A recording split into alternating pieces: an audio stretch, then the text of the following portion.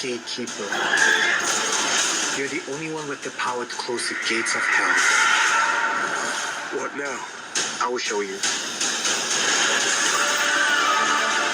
I just want to find my family. Hello everybody, welcome back to Screenstars. I'm here today to bring you my review for the 2025 action horror film Home Sweet Home Rebirth. The film is directed by Stefan Hacker and Alexander Kiesel. And it stars William Moseley, Michael Morone, Akira Haddon, Alexander Lee and Ting Su. Right, okay. William Moseley's character, Jake, who is a cop, is on vacation with his family in Japan, I think, somewhere like that. I forget now. Whilst there, an apocalyptic event takes place, and the majority of the population turn into, zombies, I suppose, demonic zombies. He is separated from his family, and he is given the news by some kind of monks that he is the chosen one. He is the one that can stop all of this end of the world stuff. It takes some convincing, but ultimately he realizes he has a destiny, and the only way to save his family is for him to realize his destiny. Right.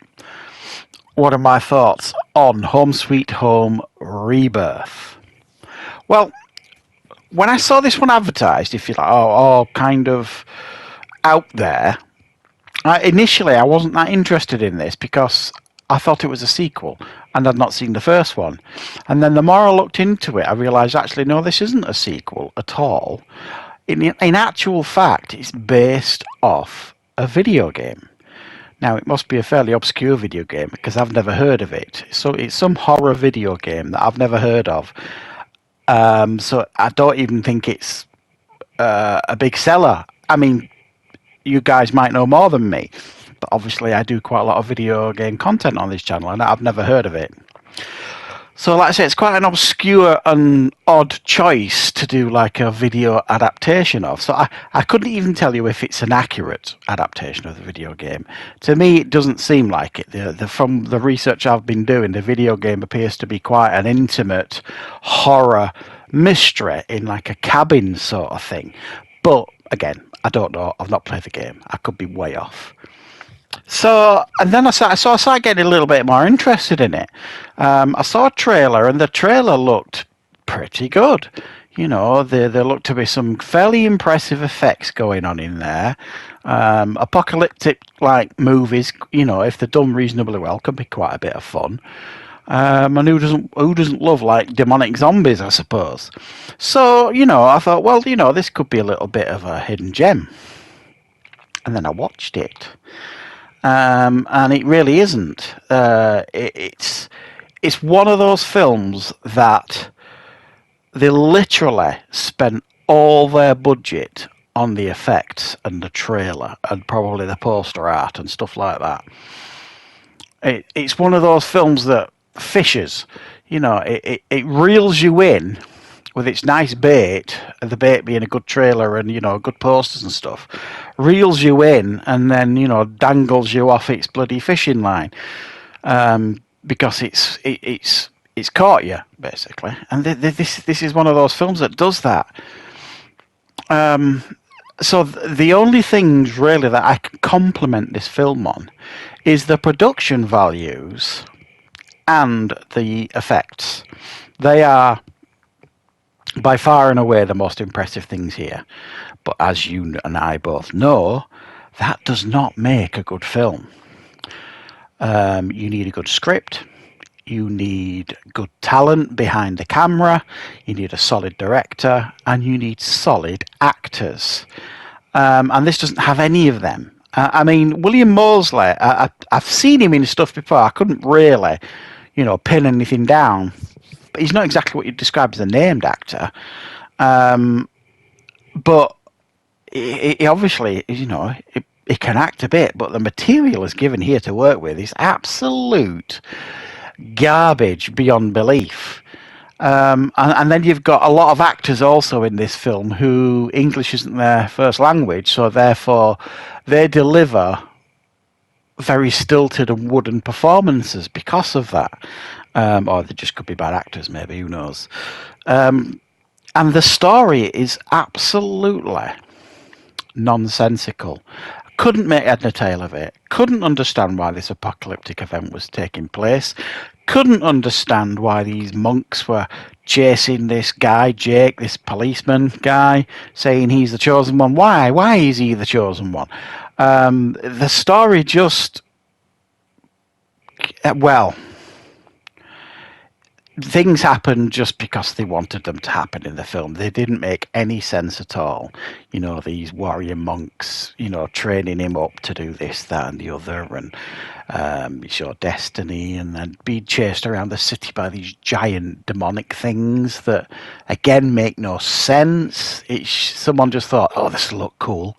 Can we count how much money have we got left in the budget? Can we create a giant, like, demonic thing that chases Jake through the city and others, and then grabs somebody that you think he's going to save, and then chomps them, and you're just kind of like, oh, I can do without this. Really can do without this. I would much rather they spent peanuts on the effects and wrote a compelling story with interesting characters, and then you've got the other side of the coin. Then, if they did it that way, you could kind of say, oh, they've put some effort in here. It's a very ambitious film, but the effects have let it down. I'd rather say that than impressive effects, but the rest of the film is utter garbage, because it makes the film very, very unwatchable and a real chore to get through. And it feels like there's the bones here of a pretty cool and interesting film. They just didn't spend the money in the right places, I suppose. Needed a solid script, solid story, compelling characters, and you really don't get any at all. The main villain here, played by... Mikhail Morone, I believe he's called. A completely over the top and pantomime in his performance, but a couple of interesting moments here and there, but they don't explore it. He's just there to kind of look badass and be in the fight scenes with William Moseley's character. But you don't really understand how they've got to that place, because you're kind of thinking, well, the last time I saw him, he blew up, but he's here again now, they're fighting again. I don't get it. And then, you know, there's loads of scenes of him running around being chased by these demonic zombie things that aren't that interesting, really. So, yeah, I was very, very disappointed with this one. I'm not going to lie. You know, I should have learned my lesson by now, really, with...